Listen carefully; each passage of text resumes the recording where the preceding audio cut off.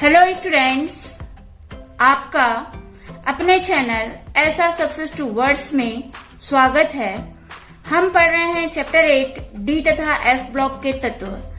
तो आज का हमारा टॉपिक है डी ब्लॉक के तत्वों में प्रथम संक्रमण श्रेणी, जिसे 3D श्रेणी भी कहा जाता है। 3D श्रेणी के तत्वों के भौतिक गुण।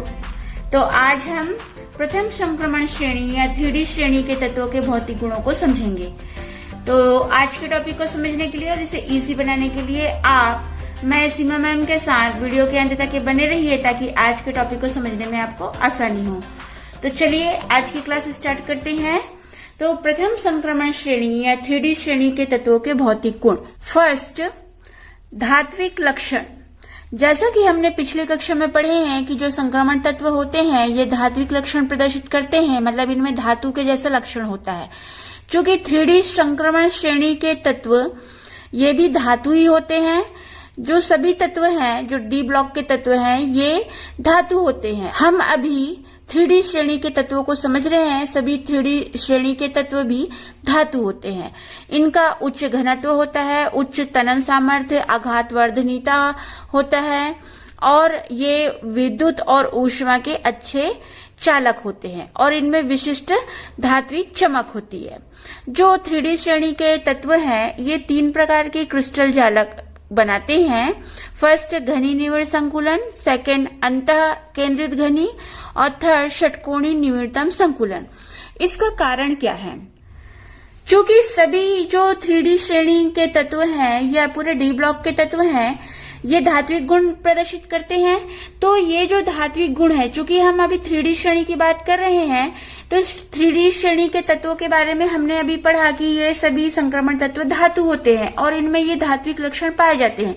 तो ये जो धात्विक लक्षण ये प्रदर्शित करते हैं कि संक्रमण तत्वों के परमाणु में धात्विक और सहसंयोजी बंध दोनों प्रकार के बंध होते हैं। तो धात्विक बंध क्यों बनता है? क्योंकि धात्विक बंध जो है बाह्यतम कोश यानी संयोजी कोश में उपस्थित इलेक्ट्रॉन के कारण होता है, और जो सहसंयोजी बंध होता है वो N-1D कक्षक में उपस्थित अयुग्मित इलेक्ट्रॉन के कारण बनते हैं, जो कि डी पाई प्रकार के होते हैं। यानी कि कहने का मतलब ये है कि जो हमने जो इलेक्ट्रॉनिक विन्यास पढ़ा उसमें हम ये समझे हैं कि पहले इलेक्ट्रॉन 4s कक्षक में भरे जाते हैं, उसके बाद जो बचे हुए इलेक्ट्रॉन रहते हैं वो 3D कक्षक में भरे जाते हैं।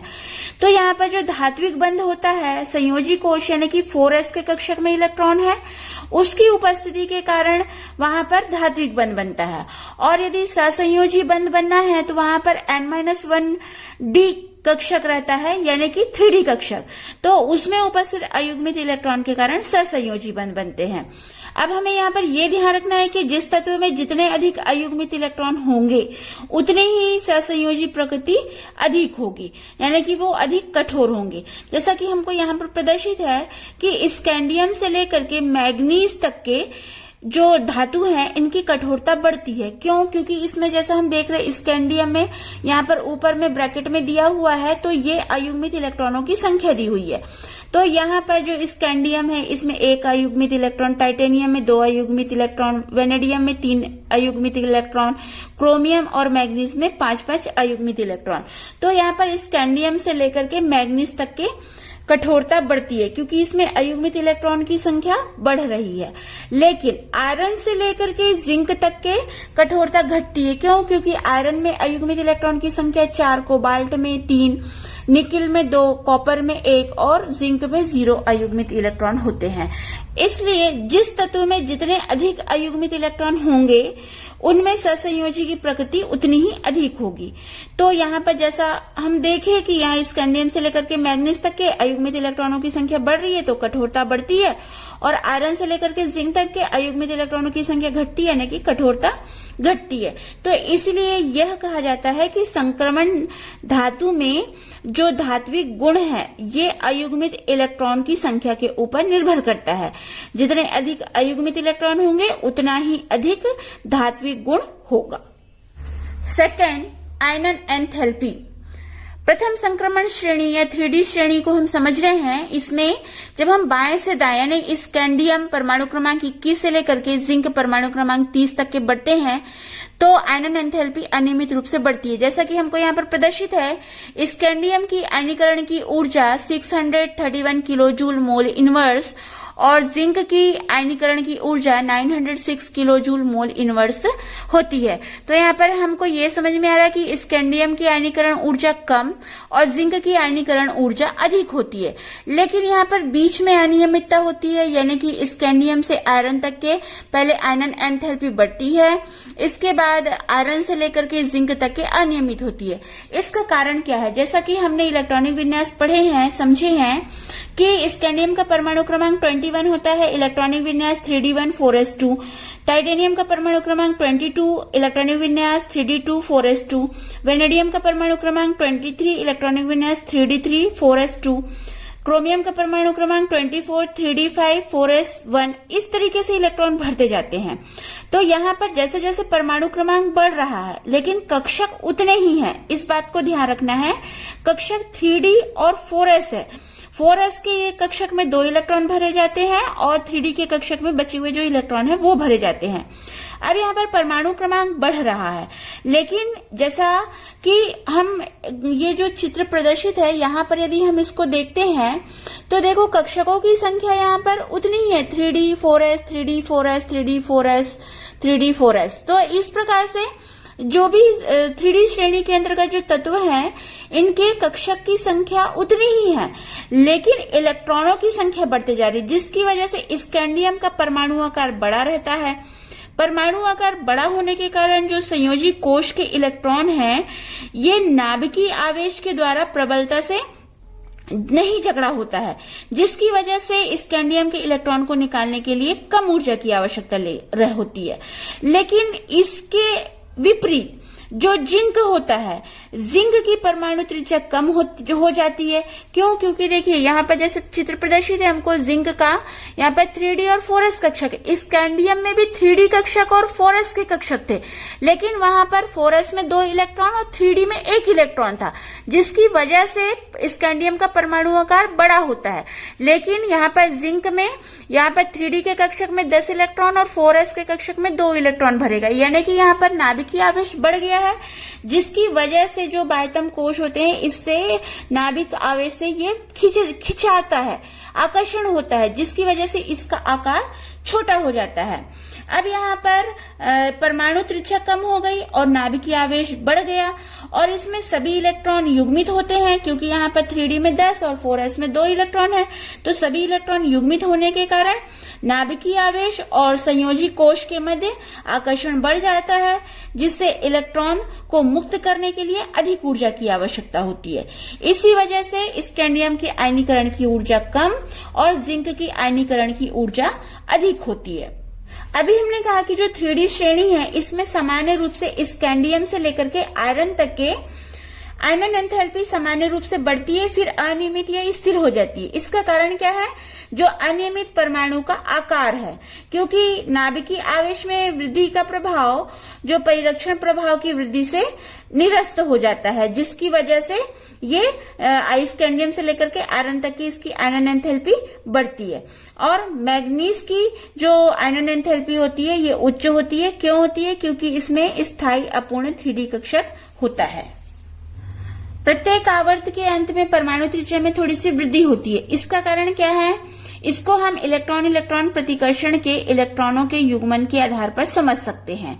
जैसे कि हमको यहाँ पर चित्र में प्रदर्शित है कि क्रोमियम का इलेक्ट्रॉनिक विन्यास हम जानते हैं 3d5 4s1 होता है, तो इसमें इलेक्ट्रॉन इलेक्ट्रॉन प्रतिकर्षण का प्रभाव थोड़ा होता है, क्योंकि डी कक्षक में इलेक्ट्रॉन युग्मन के कारण इलेक्ट्रॉन इलेक्ट्रॉन प्रतिकर्षण होता है और डी इलेक्ट्रॉन का परिरक्षण प्रभाव नाभिक के आकर्षण बल को निरस्त कर देता है, जिस कारण से परमाणु त्रिज्या बढ़ती है।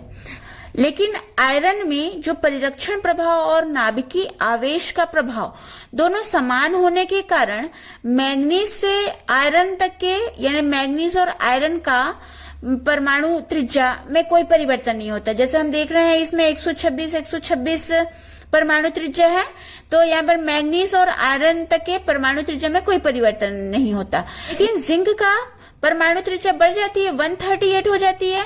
तो इसका कारण क्या है? क्योंकि इसमें इलेक्ट्रॉन प्रतिकर्षण बल जो आकर्षण बल से अधिक होता है, जिसकी वजह से इसकी त्रिज्या बढ़ जाती है। थर्ड, समूह में ऊपर से नीचे आने पर परमाणु त्रिज्या बढ़ती है। कहने का मतलब ये है कि जब हम प्रथम संक्रमण श्रेणी से चतुर्थ संक्रमण श्रेणी की तरफ बढ़ते हैं तो इसमें परमाणु त्रिज्या बढ़ती है। तो इसमें दो कंडीशन होती है। फर्स्ट, कि द्वितीय संक्रमण श्रेणी की परमाणु त्रिज्या प्रथम संक्रमण श्रेणी की परमाणु त्रिज्या से अधिक होती है।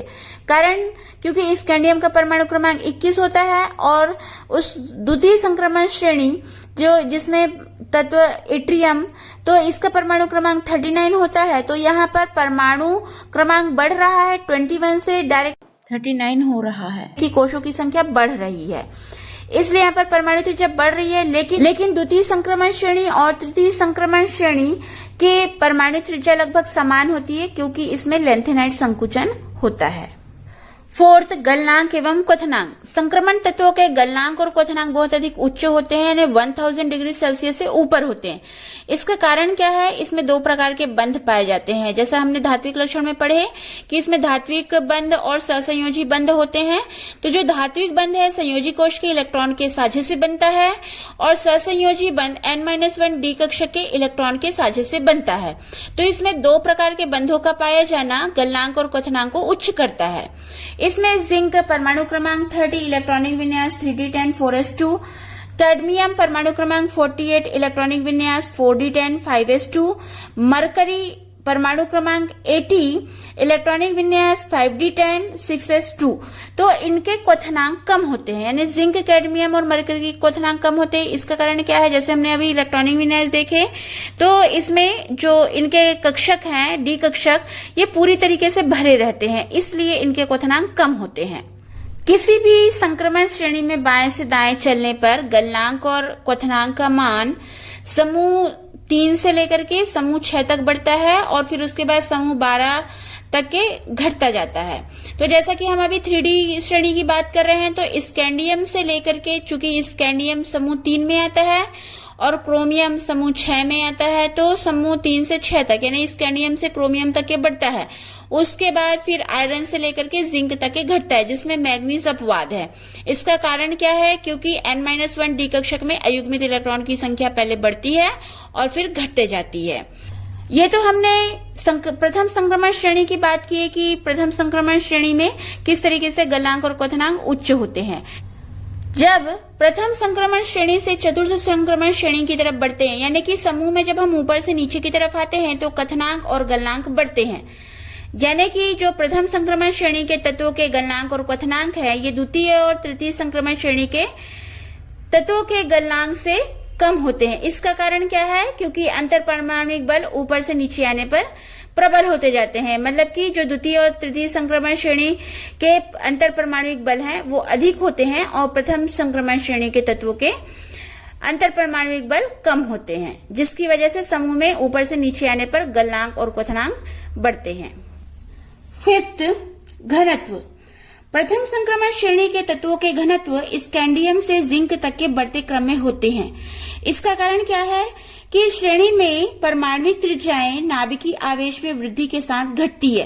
कहने का मतलब क्या है कि जैसे स्कैंडियम का परमाणु क्रमांक 21 होता है, तो इसकी परमाणु त्रिज्या तो अधिक होती है, लेकिन जैसे जैसे जिंक की तरफ बढ़ते हैं तो नाभिकीय आवेश बढ़ता जाता है, परमाणु क्रमांक बढ़ता है तो नाभिकीय आवेश बढ़ता है, लेकिन परमाणु त्रिज्या कम होते जाती है। तो इसलिए कहा गया है कि श्रेणी में परमाणु त्रिज्या नाभिकीय आवेश की वृद्धि के साथ घटती है, जिससे परमाणविक आयतन बढ़ता है और घनत्व भी बढ़ता है। इसमें जिंक अपवाद होता है, जिसका परमाणविक आयतन अधिक होता है और घनत्व कम होता है। 6, ऑक्सीकरण अवस्थाएं। 3D श्रेणी के तत्वों में स्कैंडियम और जिंक को छोड़ करके सभी तत्व परिवर्ती संयोजकता प्रदर्शित करते हैं। क्यों ऐसा? क्योंकि इसमें N-1 डी कक्षक और NS कक्षक, ये दोनों की ऊर्जा में बहुत कम अंतर पाया जाता है। जैसा कि हम इलेक्ट्रॉनिक विन्यास को समझे हैं, तो यहाँ पर जो दोनों कक्षक है, NS कक्षक और N-1 डी कक्षक, ये दोनों कक्षकों के इलेक्ट्रॉन बंध बनाने में भाग लेते हैं। यानी जो NS कक्षक के इलेक्ट्रॉन जब बंध बनाने में भाग लेते हैं तो ये धात्विक बंध बनाते हैं। जब N-1D कक्षक के इलेक्ट्रॉन बंध बनाने में भाग लेते हैं तो सहसंयोजी बंध बनता है। तो इस प्रकार से जो 3D श्रेणी के तत्व हैं उसमें 2 प्रकार के बंध पाए जाते हैं। जैसा कि हम यहाँ पर सारणी में देख रहे हैं कि क्रोमियम, मैग्नीज और आयरन ये अधिक ऑक्सीकरण अवस्था प्रदर्शित करते हैं। यहाँ पर स्कैंडियम जिसका परमाणु क्रमांक 21 होता है और वहां से स्कैंडियम से लेकर के मैग्नीज जिसका परमाणु क्रमांक 25 होता है तक ऑक्सीकरण अवस्था की संख्या बढ़ती है। क्यों ऐसा होता है? क्योंकि N-1D कक्षक में अयुग्मित इलेक्ट्रॉनों की संख्या बढ़ती जाती है। जैसा कि हमको यहाँ प्रदर्शित है कि जो स्कैंडियम है इसमें 1 अयुग्मित इलेक्ट्रॉन, टाइटेनियम में 2, वेनेडियम में 3, क्रोमियम में 5 और मैग्नीज में 5। इस तरीके से अयुग्मित इलेक्ट्रॉनों की संख्या बढ़ रही है। और यहाँ इधर आयरन से लेकर के जिंक तक के अयुग्मित इलेक्ट्रॉनों की संख्या कम हो रही है। जैसे आयरन में यहाँ पर 4 अयुग्मित इलेक्ट्रॉन, कोबाल्ट में 3, निकिल में 2, कॉपर 1 और जिंक में 0।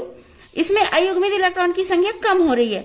तो यहाँ पर स्कैंडियम से लेकर के मैग्नीज तक के ऑक्सीकरण अवस्था का मान बढ़ रहा है और आयरन से लेकर के जिंक तक के ऑक्सीकरण अवस्था का मान घट रहा है क्योंकि अयुग्मित इलेक्ट्रॉन की संख्या कम होते जा रही है। यहाँ पर स्कैंडियम का परमाणु क्रमांक जैसे हम जानते हैं 3D14S2 होता है। तो यहाँ पर यदि 4s कक्षक के दोनों इलेक्ट्रॉन बंध बनाने में भाग लेते हैं तो ये +2 ऑक्सीकरण अवस्था प्रदर्शित करता है। और यदि 4s2 के साथ साथ 3D1 का इलेक्ट्रॉन भी बंध बनाने में भाग लेता है तो ये +3 ऑक्सीकरण अवस्था प्रदर्शित करता है। तो जो संक्रमण तत्व हैं ये यदि निम्न ऑक्सीकरण अवस्था जैसे +2, +3 ये सामान्य रूप से प्रदर्शित करते हैं तो ये आयनिक बंध बनाते हैं। और यदि उच्च ऑक्सीकरण अवस्था प्रदर्शित करते हैं तो यह सहसंयोजक बंध बनाते हैं। 7. रंग। 3D श्रेणी के अधिकांश संक्रमण धातु के यौगिक ठोस अवस्था और विलयन में रंगीन होते हैं। ये धातु आयन या उनके यौगिकों के रंग का कारण आंशिक पूर्ण N-1D कक्षकों की उपस्थिति होता है। यानी कहने का मतलब ये है कि जो N-1D कक्षक में अयुग्मित इलेक्ट्रॉन पाया जाता है तो जो 5D कक्षक होते हैं इनकी ऊर्जा समान नहीं होती है। जैसा कि हमको यहाँ पर D कक्षकों का क्रिस्टल क्षेत्र विपाटन का यहाँ पर चित्र प्रदर्शित है। जो D कक्षक होते हैं इनके सभी की ऊर्जा समान नहीं होती है। ये जो 5 कक्षक होते हैं ये भिन्न ऊर्जा स्तर में विपाटन होता है। यानी कि जैसे हमको यहाँ पर प्रदर्शित है जो ये सीधी रेखा में है ये ऊर्जा स्तर को प्रदर्शित करता है और इस ऊर्जा स्तर के नीचे का क्षेत्र निम्न ऊर्जा स्तर और जो ऊपर का क्षेत्र है ये उच्च ऊर्जा स्तर कहलाता है। तो यहाँ पर जो D कक्षक का जब ये विपाटन होता है तो इसको क्रिस्टल क्षेत्र विपाटन कहते हैं। तो यहाँ पर जब इस 5 कक्षक जो D कक्षक है इसका विपाटन होता है तो ये 2 समूह में बंटता है जिसमें निम्न ऊर्जा वाला समुच्चय T2G कहलाता है जिसमें 3 कक्षक होते हैं DXY, DYZ और DZX। और जो दूसरा ऊर्जा स्तर होता है यह उच्च ऊर्जा वाला समूह जिसमें DX2-Y2 और DZ2 वाला 2 समूह होता है। इस प्रकार से D कक्षकों का क्रिस्टल क्षेत्र विपाटन हो जाता है। अब यहाँ पर जब निम्न ऊर्जा कक्षक से इलेक्ट्रॉन उच्च ऊर्जा कक्षक में प्रमोट होने की संभावना यहाँ पर होती है तो कक्षक में जो समुच्चय है इसमें ऊर्जा में आंशिक भिन्नता पाई जाती है। इसलिए इलेक्ट्रॉन को प्रमोट होने के लिए मतलब यहाँ से जो निम्न ऊर्जा स्तर है यहाँ से उच्च ऊर्जा स्तर में जाने के लिए इसको कम ऊर्जा की आवश्यकता होती है। तो ये जो ऊर्जा है ये प्रकाश के दृश्य क्षेत्र से उपलब्ध होती है। तो यहाँ पर जो धातु यौगिक पर जब श्वेत प्रकाश पड़ता है तो वो उसके रंग के संगत कुछ प्रकाश ऊर्जा को अवशोषित कर लेता है और इलेक्ट्रॉन निम्न ऊर्जा स्तर से उच्च ऊर्जा स्तर में प्रमोट हो जाती है। तो इसको डी संक्रमण कहा जाता है। यानी ये जो शब्द है इसको ध्यान रखेंगे। डी संक्रमण क्या है? जब इलेक्ट्रॉन निम्न ऊर्जा स्तर से उच्च ऊर्जा स्तर में प्रमोट हो रही है। तो ये क्यों हो रहा है? क्योंकि यहाँ से इसको जब ऊर्जा मिलेगी तो ऊर्जा कहाँ से मिल रही है? ये प्रकाश के दृश्य क्षेत्र से ऊर्जा मिल रही है, जिसको जो इलेक्ट्रॉन है ये अवशोषित करते हैं और ये उच्च ऊर्जा स्तर में प्रमोट होते हैं। और जब धातु यौगिक पर श्वेत प्रकाश पड़ती है तो किसी भी रंग के संगत कुछ प्रकाश ऊर्जा को अवशोषित कर लेती है, जिसकी वजह से वह यौगिक रंगीन दिखाई देता है। जैसे कि हमको यहाँ पर उदाहरण प्रदर्शित है, जो हाइड्रेटेड कॉपर सल्फेट होता है इसमें Cu2+ लाल प्रकाश के संगत तरंग लंबाई को अवशोषित करता है और ये जो कॉपर सल्फेट होता है ये फिर नीला दिखाई देता है। इस प्रकार किसी धातु आयन में यदि इलेक्ट्रॉन पूरे युग्मित होते हैं, यानी उसमें अयुग्मित इलेक्ट्रॉन नहीं होता है, तो वह यौगिक रंगहीन होता है, जैसे हमको प्रदर्शित है, क्योंकि इसमें डी संक्रमण नहीं होता है। और यदि अयुग्मित इलेक्ट्रॉन होते हैं तो उन अयुग्मित इलेक्ट्रॉनों की संख्या के आधार पर वह रंगीन होता है और उस रंग को प्रदर्शित करता है, जैसा कि हमको यहाँ पर सारणी में प्रदर्शित है। 8 उत्प्रेरक गुण। जैसा कि हम जानते हैं कि 3D श्रेणी के तत्वों को उत्प्रेरक के लिए उपयोग में लाया जाता है, तो इसका कारण क्या है कि फर्स्ट है अस्थायी माध्यमिक यौगिक का बनना, यानी कि जो संक्रमण तत्व होते हैं ये परिवर्ती संयोजकता प्रदर्शित करते हैं और इनके पास रिक्त डी कक्षक पाए जाते हैं, जिसकी वजह से ये अस्थायी माध्यमिक यौगिक बनाने की प्रवृत्ति इनमें होती है। इन कारण है कि अभिकारक की सतह पर अधिशोषित होते हैं, मतलब कि जो उत्प्रेरक जो संक्रमण तत्व हैं 3D श्रेणी के तत्व हैं, ये जिस भी अभिकारक से अभिक्रिया के दौरान उत्प्रेरक के रूप में उपयोग में लाए जाते हैं उनकी सतह पर अधिशोषित हो जाते हैं और ये अभिक्रिया को पूर्ण करवाते हैं, और अभिक्रिया पूर्ण होने पर ये स्वयं अलग हो जाते हैं और उत्पाद बन जाता है। 9 संकुल निर्माण। संक्रमण तत्व में लिगेंड के साथ संकुल आयन और संकुल यौगिक या उपसंयोजक यौगिक बनाने की प्रवृत्ति होती है। यहाँ पर शब्द आया लिगेंड, पहले हम लिगेंड को समझ लेते हैं। तो लिगेंड कोई भी आयन या अणु हो सकता है जो संक्रमण तत्व को इलेक्ट्रॉन युग्म प्रदान करता है, जैसे कि हम उदाहरण देख रहे हैं F-, Cl-, Cn- आदि। तो ऐसे कोई भी आयन हो सकते हैं या अणु हो सकते हैं जो इलेक्ट्रॉन युग्म देता है। तो जो उपसंयोजक यौगिक होते हैं उसमें लिगेंड इलेक्ट्रॉन युग्म दाता होता है और धातु आयन इलेक्ट्रॉन युग्म ग्राही होता है, और ये उपसंयोजी यौगिक बनाते हैं, मतलब इसमें उपसंयोजक बंध बनता है। यहाँ पर जैसे हमको उदाहरण प्रदर्शित है, यहाँ पर जो कोबाल्ट है ये अमोनिया के साथ हेक्साएमिन कोबाल्ट 3 आयन बनाता है। यहाँ पर जो NH3 है ये लिगेंड है और कोबाल्ट संक्रमण धातु है। तो यहाँ पर एमीन इलेक्ट्रॉन युग्म दाता यानी कि ये लिगेंड और कोबाल्ट धातु जो कि इलेक्ट्रॉन युग्म ग्राही होगा। तो यहाँ पर जो संक्रमण तत्व है ये संकुल बनाने की प्रवृत्ति रखते हैं। इसके 3 कारण हैं। फर्स्ट, आयनों का आकार छोटा तथा नाभिकीय आवेश उच्च, मतलब जो संक्रमण धातु हैं उनके आयन का आकार छोटा होगा और नाभिकीय आवेश उच्च होगा, जिससे वो लिगेंड को अपनी ओर आकर्षित कर सकते हैं। और सेकंड, धातु आयनों में रिक्त N-1 डी कक्षक उपलब्ध, यानी कि जो लिगेंड इलेक्ट्रॉन युग्म देगा उसको स्वीकारने के लिए संक्रमण तत्व के पास N-1 डी कक्षक उपलब्ध होते हैं। थर्ड, परिवर्ती ऑक्सीकरण अवस्थाएं प्रदर्शित करता है। तो जो संक्रमण तत्व होते हैं ये परिवर्ती ऑक्सीकरण अवस्था दर्शाते हैं। 10 चुंबकीय गुण। अधिकांश संक्रमण धातुएं और उनके यौगिक चुंबकीय व्यवहार प्रदर्शित करते हैं, जैसा कि हमको यहाँ पर चित्र में प्रदर्शित है कि किसी भी तत्व के परमाणु संरचना में नाभिक और उसके चारों तरफ इलेक्ट्रॉन गति करते हैं।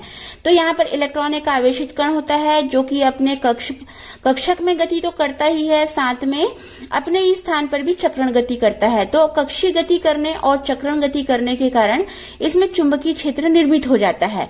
तो इसलिए इलेक्ट्रॉन भी एक छोटा सा चुंबक होता है और यहाँ पर इसका एक निश्चित चुंबकीय आघूर्ण होता है। तो चुंबकीय गुणों के आधार पर यौगिक 2 प्रकार के होते हैं, अनुचुंबकीय और प्रतिचुंबकीय। तो जिन यौगिकों में अयुग्मित इलेक्ट्रॉन होते हैं वे पदार्थ अनुचुंबकीय कहलाते हैं, और जिन पदार्थों में सभी इलेक्ट्रॉन युग्मित होते हैं ये प्रतिचुंबकीय पदार्थ कहलाते हैं। अनुचुंबकीय और प्रतिचुंबकीय को इस प्रकार से समझते हैं कि मान लीजिए कि कोई पदार्थ जिसमें अयुग्मित इलेक्ट्रॉन उपस्थित है, तो अयुग्मित इलेक्ट्रॉन युक्त पदार्थ को जब चुंबकीय क्षेत्र में रखते हैं तो उस अयुग्मित इलेक्ट्रॉन का अपना चुंबकीय क्षेत्र है और उसको जो दिया गया चुंबकीय क्षेत्र होता है, ये चुंबकीय क्षेत्र दोनों पर्याप्त होते हैं। तो इस प्रकार के जो पदार्थ होंगे ये चुंबकीय क्षेत्र में आकर्षण का अनुभव करते हैं, तो ये अनुचुंबकीय व्यवहार प्रदर्शित करते हैं। इस प्रकार से जो प्रतिचुंबकीय पदार्थ होते हैं इसमें युग्मित इलेक्ट्रॉन होंगे, तो ऐसे पदार्थ जिनमें युग्मित इलेक्ट्रॉन हो और उसको चुंबकीय क्षेत्र में रखा जाता है, तो इनके जो युग्मित इलेक्ट्रॉन वाले पदार्थ हैं और जो चुंबकीय क्षेत्र दिया गया है ये एक दूसरे के जो चुंबकीय क्षेत्र है उसको निरस्त कर देते हैं। तो इस प्रकार के पदार्थ चुंबकीय क्षेत्र के प्रति प्रतिकर्षण महसूस करते हैं, जिससे ये प्रतिचुंबकीय व्यवहार प्रदर्शित करते हैं। तो हमको यहाँ पर यह ध्यान रखना है कि जो अनुचुंबकीय पदार्थ होंगे उसमें अयुग्मित इलेक्ट्रॉन होंगे और जो प्रतिचुंबकीय पदार्थ होंगे उसमें सभी इलेक्ट्रॉन युग्मित होंगे। 7 अंतराकाशीय यौगिक बनाना। तो 3D श्रेणी के तत्वों में अंतराकाशीय यौगिक बनाने की प्रवृत्ति पाई जाती है। तो यहाँ पर जो अधात्विक परमाणु होते हैं जैसे हाइड्रोजन, बोरॉन, कार्बन, नाइट्रोजन, इनको संक्रमण धातु अवशोषित करके अंतराकाशीय यौगिक बनाते हैं। तो जो अधात्विक परमाणु होते हैं ये धातु परमाणु के मध्य में जो स्थान रहता है उसमें ये चले जाते हैं और ये अंतराकाशीय यौगिक का निर्माण करते हैं। तो जो अंतराकाशीय यौगिक की संरचना होती है ये संक्रमण धातु की परमाणु त्रिज्या और अधातु की परमाणु त्रिज्या के अनुपात पर निर्भर करती है। जो अंतराकाशीय यौगिक होते हैं ये धातुओं के समान उच्च वैद्युत चालकता, उच्च क्वथनांक, कठोरता और धात्विक चमक वाले होते हैं। तो जो अंतराकाशीय यौगिक होते हैं ये 2 प्रकार के होते हैं, रस समीकरण मिति और अरस समीकरण मिति। तो हम इसे एक एक करके समझते हैं। रस समीकरण मिति, तो ऐसे यौगिक जिनमें तत्वों का अनुपात सरल अनुपात में होता है उसको रस समीकरण मिति यौगिक कहते हैं। जैसे हम उदाहरण देख रहे हैं NiH2, FeH2 आदि। तो इसमें जो 2 तत्व हैं NiH2 और FeH2 इनमें इन दोनों का अनुपात सरल अनुपात में है, तो ये रस समीकरण मिति के अंतर्गत आते हैं। सेकंड, अरस समीकरण मिति, तो ऐसे यौगिक जिनमें तत्वों का सरल अनुपात नहीं होता है और इनका सूत्र अनिश्चित होता है। मतलब कि जैसे उदाहरण में हम देख रहे हैं TiH 1.72 और ZnH 1.02 आदि। तो यहाँ पर जो Ti और H है इसका अनुपात सरल नहीं है, यहाँ पर ZnH है, यहाँ पर इसका अनुपात सरल नहीं है, तो ये अरस समीकरण मिति के अंतर्गत आते हैं। तो जो अंतराकाशीय यौगिक में अधातु की उपस्थिति होती है, जैसे हम अभी पढ़ रहे हैं कि अंतराकाशीय यौगिक जो संक्रमण तत्व होते हैं उसमें हाइड्रोजन, बोरॉन, कार्बन, नाइट्रोजन ये अवशोषित कर लिए जाते हैं और अंतराकाशीय यौगिक बनाते हैं। तो अंतराकाशीय यौगिक में अधातु उपस्थिति के कारण इनकी आघातवर्धनीयता घटती है और तनन सामर्थ्य बढ़ जाती है। जैसे कि ढलवा लोहे के अंतराकाशीय स्थान में कार्बन होने के कारण ढलवा लोहा कठोर हो जाता है। 12 मिश्र धातु निर्माण। जो संक्रमण तत्व होते हैं ये मिश्र धातुओं का निर्माण करते हैं और मिश्र धातु में एक अवयव के रूप में होते हैं। इसका कारण है कि ये लगभग समान परमाणु के आकार के होते हैं, जिससे ये मिश्र धातु बनाने की क्षमता रखते हैं। जैसे हम जानते हैं पीतल में कॉपर जिंक होता है, कांसा में कॉपर टीन होता है। तो इनके लगभग समान परमाणु आकार होने के कारण ये संक्रमण धातुएं मिश्र धातु बनाने की क्षमता रखती है। तो इस तरीके से आज हमने डी ब्लॉक के तत्व में प्रथम संक्रमण तत्व जिसको 3D श्रेणी कहते हैं इनके भौतिक गुणों को समझे। कि वीडियो में बस इतना ही। आगे हम प्रथम संक्रमण श्रेणी के तत्वों के रासायनिक गुणों के साथ अगली वीडियो में मिलते हैं। तब तक के लिए गुड बाय।